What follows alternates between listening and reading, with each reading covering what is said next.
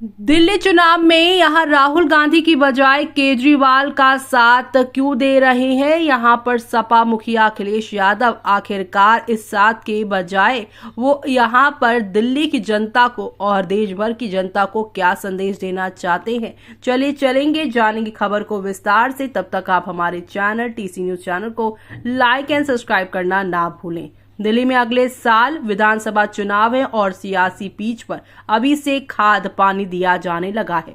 दिल्ली में आम आदमी पार्टी की सरकार सत्ता में वापसी के लिए पूरे जोर लगा रही है। एक दिन पहले सोमवार को दिल्ली में महिला अदालत के जरिए अरविंद केजरीवाल ने एक तीर से कई निशाने साधे हैं। केजरीवाल के इस कार्यक्रम में सपा अध्यक्ष अखिलेश यादव को न्योता दिया गया था और अखिलेश यादव ने 2 कदम आगे जाकर खुले मन से चुनाव में केजरीवाल का हर संभव मदद करने का ऐलान किया है। तो वहीं हैरानी वाली बात यह है कि यूपी में सपा और कांग्रेस का गठबंधन है और दिल्ली में आप और कांग्रेस कट्टर प्रतिद्वंदी हैं। ऐसे में यहां पर दिल्ली की आम आदमी पार्टी सरकार ने साल 2012 में हुए निर्भया गैंग रेप कांड की 12वीं बरसी पर सोमवार को महिला अदालत कार्यक्रम का आयोजन किया। इस कार्यक्रम में आप संयोजक अरविंद केजरीवाल, मुख्यमंत्री अतिशी और विशेष अतिथि के तौर पर यूपी के पूर्व सीएम और सपा अध्यक्ष अखिलेश यादव की मौजूदगी रही है। तो ऐसे में चुनाव से ठीक पहले महिलाओं के खिलाफ बढ़ते अपराध को लेकर केजरीवाल को केंद्रीय गृह मंत्रालय पर लगातार हमलावर भी देखा जा रहा है। तो वहीं दिल्ली में आप और कांग्रेस की लड़ाई में अब यहां पर जो है आपका साथ देते हुए नजर आ रहे हैं सीधे सीधे तौर पर अखिलेश यादव। हाल ही में लोकसभा चुनाव में भले ही आप और कांग्रेस ने मिलकर चुनाव लड़ा, लेकिन नतीजों के बाद केजरीवाल ने साफ कर दिया है कि दिल्ली विधानसभा चुनाव तो वो अकेले ही लड़ेंगे। यहां तक कि केजरीवाल ने सभी 70 सीटों पर उम्मीदवार उतार दिए हैं। कांग्रेस ने भी पहली लिस्ट में 21 उम्मीदवारों के नामों का ऐलान कर दिया है। यानी साफ है कि दिल्ली की लड़ाई त्रिकोणीय रहने वाली है। यह सत्तारूढ़ आपसे बीजेपी और कांग्रेस में सीधा मुकाबला है। अखिलेश यादव केजरीवाल के साथ खड़े होकर ये संकेत दे रहे हैं कि कांग्रेस के इतर अन्य क्षेत्र दल भी विपक्ष की अहम धुरी बन सकते हैं। विपक्षी गठबंधन में कांग्रेस की बड़ी यहां पर जो है भूमिका के बावजूद अखिलेश यादव ने यह संदेश दिया है कि गठबंधन में क्षेत्रीय पार्टियों की अहमियत कम नहीं है। तो वहीं क्या अखिलेश ने कांग्रेस से बना ली है दूरी? सवाल यह है कि महीने भर पहले ही यूपी उपचुनाव में सपा और कांग्रेस ने यह संदेश देने की कोशिश की थी कि वे एक साथ खड़े हैं। सपा ने सभी 9 सीटों पर उम्मीदवार उतारे तो कांग्रेस ने इसका समर्थन किया। तो वहीं अखिलेश का कहना था कि हमने रणनीति के तहत सिर्फ सपा के सिंबल पर उम्मीदवार उतारने का फैसला किया। हालांकि नतीजे आए तो सपा सिर्फ 2 सीटें ही जीत सकी।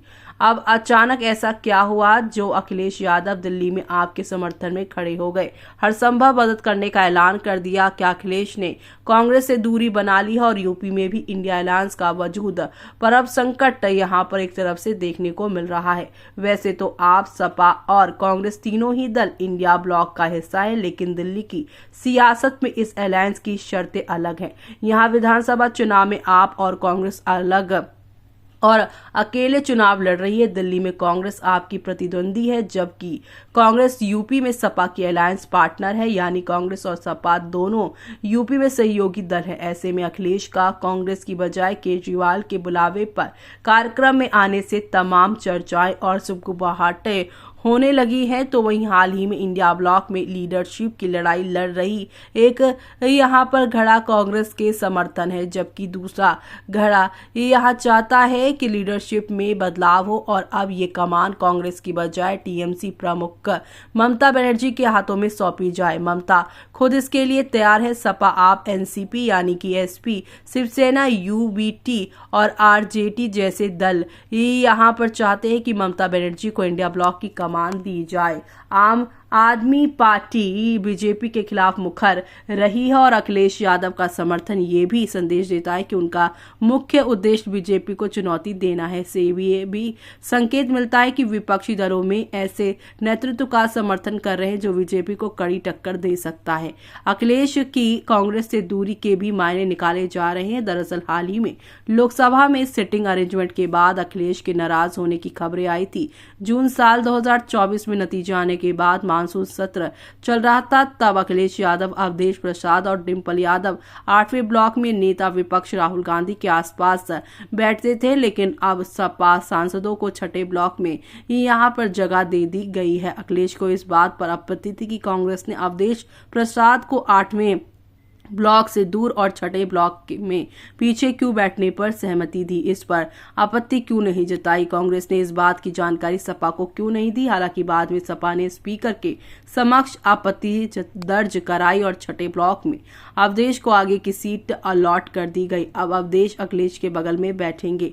तो वहीं शीतकालीन सत्र में इंडिया ब्लॉक में साफ तौर पर यहां पर दरार देखी गई, जब विपक्ष मुख्य तौर पर कांग्रेस अडानी के मसले पर सरकार को घेर रही थी। तब अखिलेश यादव की पार्टी ने नारेबाजी और प्रदर्शन से यहाँ पूरी तरीके से दूरी बना रखी थी और राहुल के साथ खड़े नहीं दिखे। सपा आम आदमी पार्टी का कहना था कि वे चाहते हैं कि सदन चले, सदन की कार्रवाई में बाधा ना हो। इस बीच यूपी के संबल मसले पर कांग्रेस ने स्टैंड लिया और राहुल प्रियंका गांधी खुद वहां जाने पर अड़ गए तो सपा ने चुप्पी साध रखी। इसके बाद जब राहुल गांधी 12 दिसंबर को हाथरस दौरे पर पहुंचे और उस दलित लड़की के परिजन से मुलाकात की जिसके साथ साल 2020 में यहां कुकर्म किया गया था, पीड़िता ने 2 हफ्ते बाद 28 सितंबर साल 2020 को दिल्ली में इलाज के दौरान अपना दम तोड़ दिया था।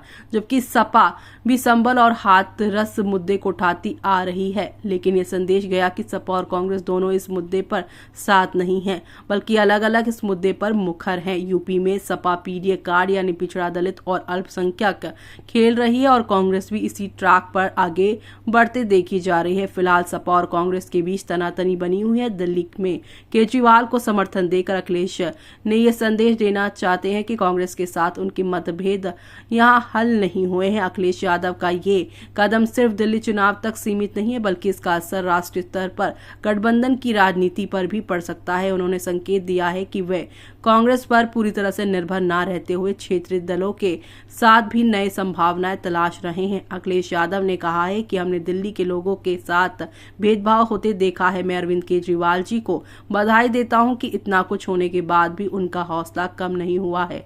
मुझे पूरा भरोसा है कि माताएं और बहनें दिल्ली का लाल को दोबारा सत्ता में लाने का यहां पर मौका देंगी। मैं आपको भरोसा दिलाता हूं कि समाजवादी पार्टी पूरी जिम्मेदारी के साथ खड़ी है। कभी भी आपको सहयोग और मदद की जरूरत होगी, हम आपके साथ खड़े दिखेंगे, क्योंकि दिल्ली जितनी आपकी है, जितना आप सरकार ने काम किया है, उतना ही हम महसूस करते हैं। आपको एक बार फिर यहाँ काम करने का मौका मिलना चाहिए। दिल्ली सरकार ने शिक्षा और स्वास्थ्य के क्षेत्र में बहुत बदलाव किया है। सरकार इसी तरह से उसे यहाँ पर आगे बढ़ाएगी आगे चलकर। तो वहीं इसी तरह से उसे आपकी सुरक्षा की जिम्मेदारी भी मिल जाती तो फिर आप सुरक्षित हो जाते। बीजेपी ने क्या कहा इस पर? बीजेपी ने महिला अदालत कार्यक्रम में अखिलेश यादव को आमंत्रित किए जाने पर आपकी आलोचना की। बीजेपी ने आरोप लगाया है कि अखिलेश के पिता दिवंगत मुलायम सिंह यादव ने एक बार महिलाओं के खिलाफ अपराध करने वालों का बचाव किया था। बीजेपी ने कहा महिला अदालत लगाने वाले अरविंद केजरीवाल को विभव कुमार को निष्कासित करके स्वाति मालीवाल को न्याय दिलाना चाहिए। केजरीवाल शायद भूल गए हैं कि अखिलेश यादव के पिता मुलायम सिंह यादव ने एक बार महिलाओं के खिलाफ अपराध करने वाले लड़कों को बचाव किया था और कहा था कि लड़कों से गलतियां हो जाती है। बीजेपी ने पूछा क्या केजरीवाल में इतनी हिम्मत है कि वे अखिलेश यादव से अपने पिता की टिप्पणी के लिए देश की महिलाओं से माफी मांगने की को कह सकते हैं? ऐसे में अब आपका क्या कहना है इस पूरी खबर पर? हमें कमेंट बॉक्स में कमेंट करके बताना बिल्कुल भी ना भूलें आप।